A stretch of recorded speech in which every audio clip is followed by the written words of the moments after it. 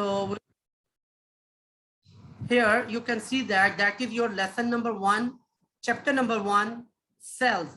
So as you know that from page number 22, we started this lesson. We already discussed about organism and cell. So I'm going to repeat these two terms again. Then we will learn and discuss new things. Number 1, an organism is a living thing. So you can see that any living thing around us, like animals or plants, both are living things. Thank you very much. These living things are named organisms. They are made of the same tiny building blocks. What are these building blocks? I gave you the example of home. I gave you the example of school. I gave you the example of mall. They build and they make them with the blocks. These are the small units. In the same way, an organism is made up of a small tiny building blocks. From the smallest organism to the largest one, they are made up of cells. So what is a cell? As you know that a cell is the smallest unit of living things that can carry out the basic processes of life. So I'm going to show you again the definition here. That is the definition of cell. So what is a cell? A cell is the smallest unit of living things. So all living organisms are made up of cell. All living organisms, may be animal or maybe plant. It's maybe big or it can be small. They all are made up of cells. So till here, if you have any question, my dear, you can raise your hand. Otherwise, type no in the chat. Well done, well done. Excellent, my dear. Thanks for your good response. That's great. Okay. Yes, who wanna ask any question? Please raise his hand. I will let him to speak. Otherwise, type in the chat no. Then I go next. Okay. So till here, we discuss about the cells. So my dear student, here I am going to show you a couple of new slides that can understand you about organisms. Okay, what are the basic part of a building? You know very well. That is blocks. What are some advantages of having different rooms in your house or in school? You know that if you have different rooms in your home, you can use one room as washroom, as kitchen, as study room, as bedroom, as TV lounge, as drawing room, or for the guests. In the same way, in school, if you have different rooms, the advantages of different rooms in the school, you can use for different classes. You can use these rooms for science lab, for library, for your office work, for different ways. Okay, what is the disadvantage of different things in the same room? If you are going to do everything in a single room, there will be some disadvantages. What are these? Now, if someone is sitting here for listening music or for reading, but the other one is just playing there, so you disturb the second one. Or if someone is sleeping and you are playing some games or you are playing some things in loud sound, so this is the disadvantages of when you have one room and doing same thing in one room. Now, after that, we move to the next slide. Here you can see an organism. Its name is amoeba. What is this? This is an organism, and this organism is made up of single cell. What I mean to say, this whole organism is made up of one cell. That is unicellular. That is unicellular organism.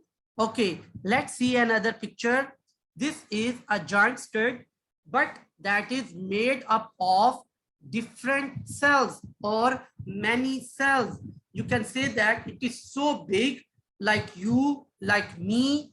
This is the example of a multicellular organism, because that organism is made up of more than one cell. Now, my dear students, I'm going to take back you on your textbook, page number 22. Okay, let's see. Where do cells come from?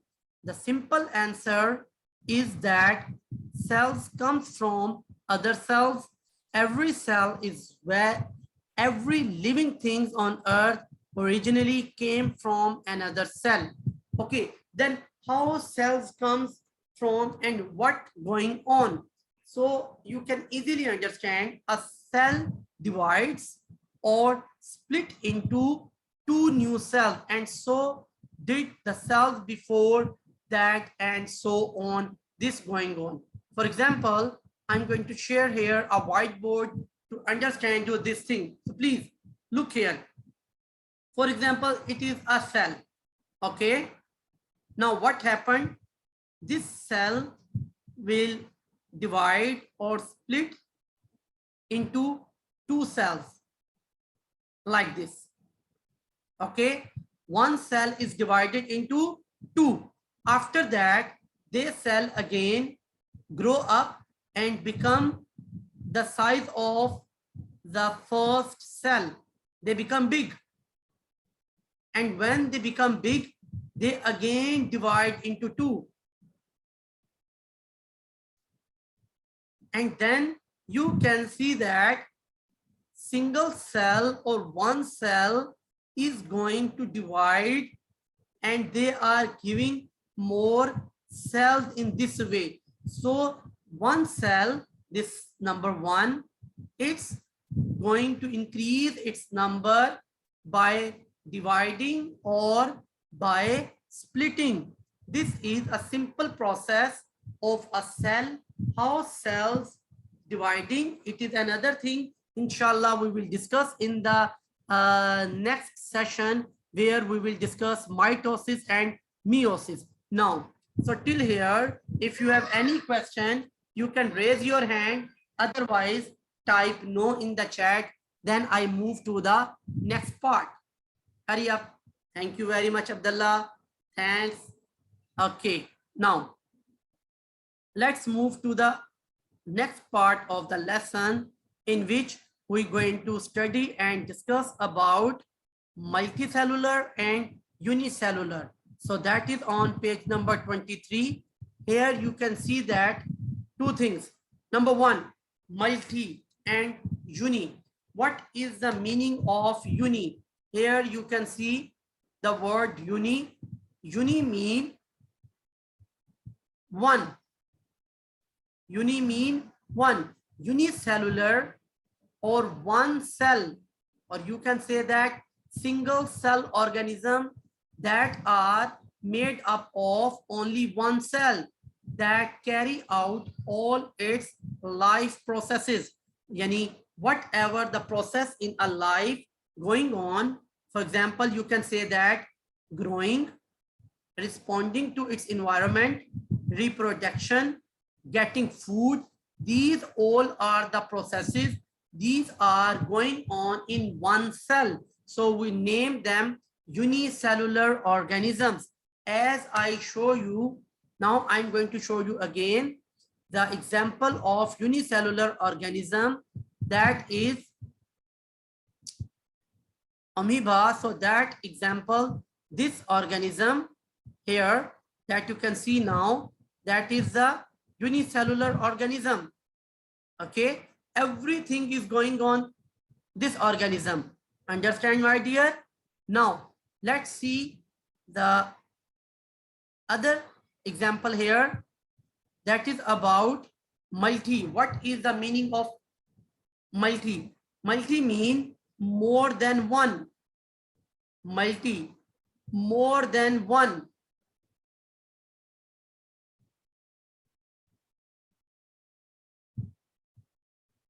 More than one or many. So now multicellular organisms are many-celled organisms are made of more than one cell. Multicellular organisms includes frogs, trees, and you and me. These all are the examples of multicellular organisms. Here, I am going to take back you again on this multicellular organism that is about a giant squid. You can see this one is the multicellular organism. Okay, so that is all about today's lesson, today's lecture. If you have till here any question, please raise your hand. Otherwise, type no in the chat. Well done. Very good. Excellent, my dear.